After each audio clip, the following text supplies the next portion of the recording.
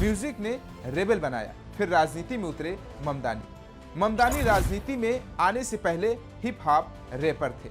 उनका सबसे मशहूर गाना कांडा था, जो युगांडा में वायरल हुआ। इस गाने में युगांडा की राजधानी कंपाला की जिंदगी और युवाओं की चुनौतियों को दिखाया गया था।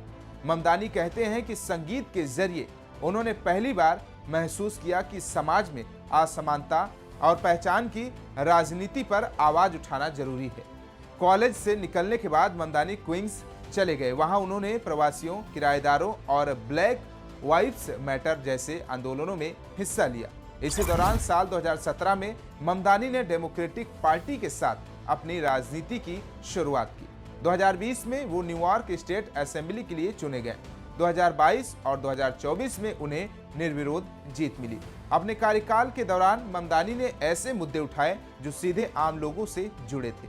उन्होंने किफायती आवास को न्यूयॉर्क के हर लोगों का अधिकार बताया, पब्लिक ट्रांसपोर्ट को मुक्त करने की मांग की और न्यूनतम वेतन को $30 प्रति घंटे करीब 2578 करने का प्रस्ताव रखा। अब तक ममदानी ने विधानसभा में 20 विधायकों ने समर्थन किया। राजनीति की राह किताबों से जनता तक। कहते हैं जो अपने आसपास की असमानता को महसूस करता है वही असल में बदलाव की बात करता है। जोहरान ने राजनीति को कभी सिर्फ सत्ता नहीं माना, उन्होंने इसे समाज से संवाद का जरिया बनाया। न्यूयॉर्क में उन्होंने हाउसिंग काउंसलर के रूप में भी काम किया, जहां गरीबों को घर से निकाले जाने पर वो उनके साथ खड़े होते थे। वहीं से उनकी असली राजनीति शुरू हुई और नीतियों की नहीं, लोगों की राजनीति। धीरे धीरे उन्होंने डेमोक्रेटिक पार्टी में सक्रिय भूमिका निभाई और फिर 2025 में न्यूयॉर्क सिटी के मेयर की चुनाव की दौड़ में उतर गए और जीत हासिल कर ली।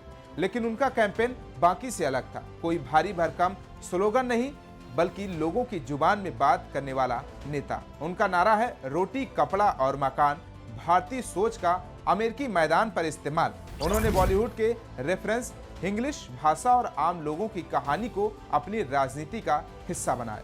पहचान, विरासत और नया संवाद। जोहरान की राजनीति सिर्फ मुद्दों की नहीं थी, वो एक पहचान की भी कहानी थी। अफ्रीका में जन्मा, भारत से जुड़ा, अमेरिका में पला बढ़ा एक युवा जो 3 संस्कृतियों को एक मंच पर ला रहा था। उन्हें ये समझ थी कि लोग सिर्फ टैक्स या ट्रैफिक की नहीं, सम्मान और पहचान की लड़ाई भी लड़ते हैं। उनकी राजनीति इसलिए लोगों को अपनी लगती थी क्योंकि उनमें उनकी भाषा, उनका गुस्सा और उनका हौसला शामिल था। बेशक आलोचनाएं भी हुई। किसी ने कहा नाम से मुसलमान, किसी ने कहा विचारों से लेफ्टिस्ट, लेकिन जोहरान ने जवाब दिया संवाद से, टकराव से नहीं। उनकी राजनीति दीवार नहीं, पुल बनने की राजनीति थी।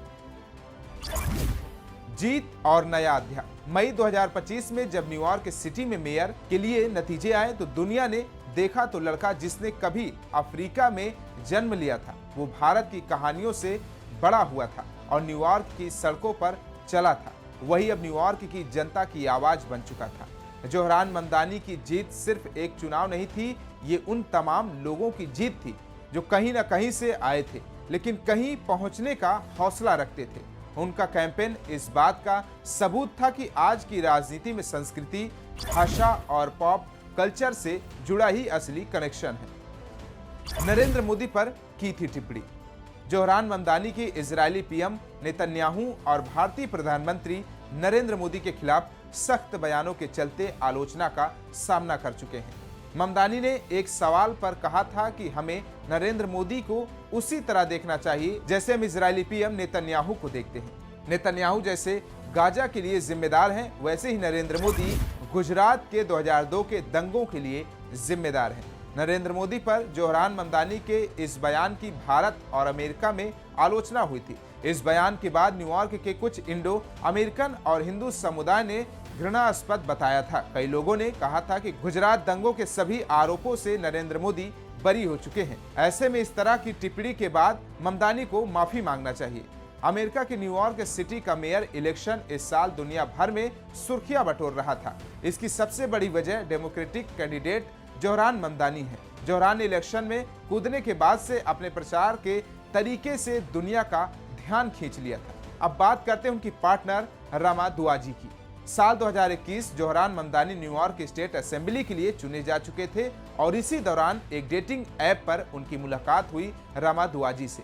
पहली डेट हुई, उसके बाद कैफे कहवा हाउस में वहीं से शुरू हुआ एक रिश्ता जो सिर्फ प्यार का नहीं बल्कि विचारों, समानता और संघर्ष के साझा नजरिए का था। रिश्ता गहराता गया। तो कैसा लगा हमारे वीडियो, कमेंट बॉक्स में फीडबैक जरूर दीजिए।